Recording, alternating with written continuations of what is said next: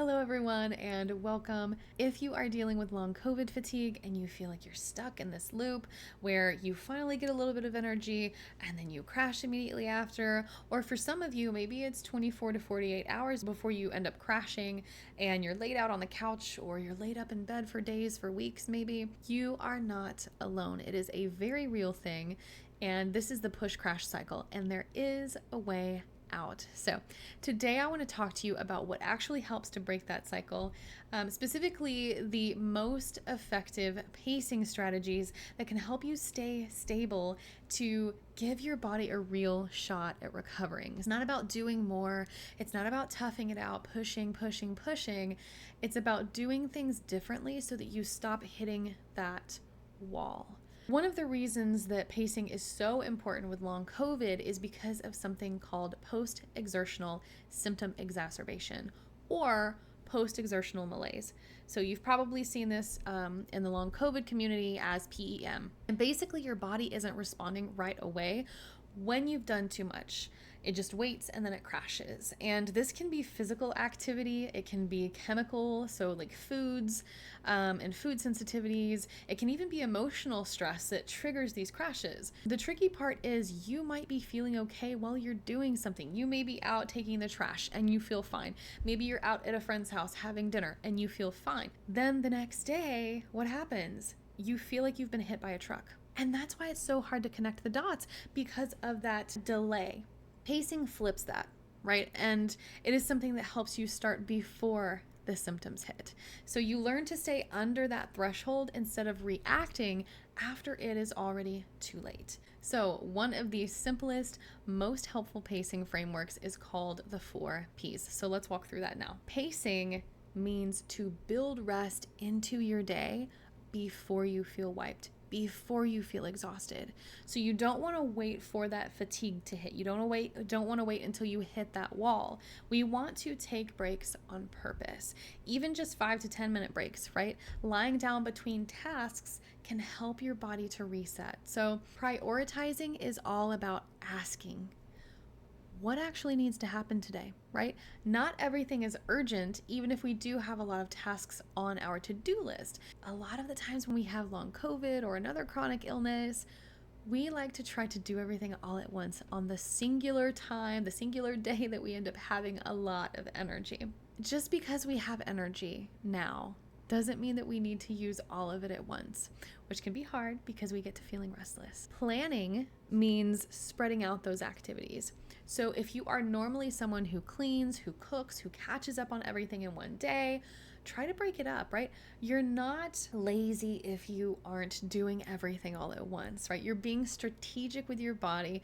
You are moving forward, increasing your threshold and your window of tolerance. Lastly, we have positioning. So positioning is about using energy-saving techniques. So sit while you're folding laundry. Use a stool in the kitchen if you're washing dishes or if you're cooking dinner. Use whatever tools or whatever support helps you to stay under that energy limit. That is smart pacing. We are learning to build our tolerance. Now, if you are ready to slowly start to build activity back in, you've hit that baseline, you're ready to move forward, the key is to let your symptoms guide you. We don't want to be overly obsessed with our calendar. We don't want to be overly obsessed with finishing our to-do list. We want to reconnect the brain and the body and listen to the symptoms that arise. Listen to what our body is telling us. You start at a very, very low effort in order to find that baseline if you are currently in a flare-up.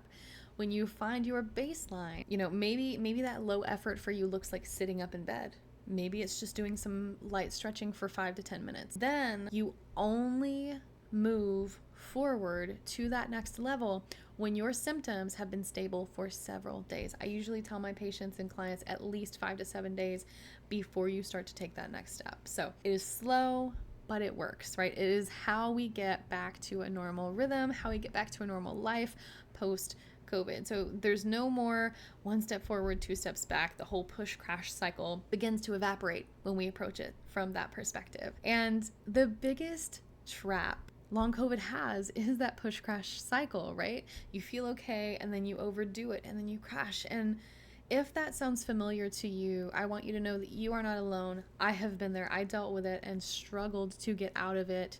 And now I help other patients come out of that push crash cycle permanently. So, one thing that you can try is to set a timer and alternate 30 minutes of very light activity. Maybe it's the light stretching, maybe it's some really light housework if you're able to get out of bed and do a few things. And then give yourself 15 minutes of rest and rotate between those things. And if you're not able to do things around the house yet, maybe you're still bedridden or you're still couch bound, rotate between upright and reclined positions. 30 minutes seated and then 15 minutes reclined, and kind of rotate those seated and reclined positions throughout your day.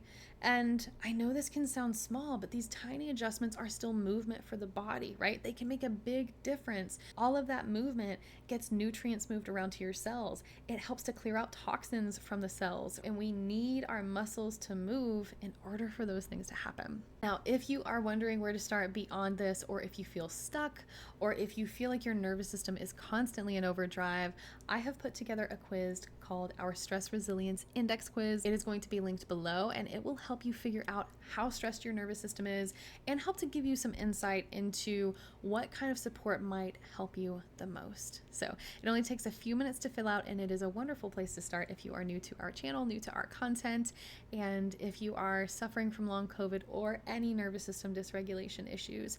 And I hope that this was helpful for you.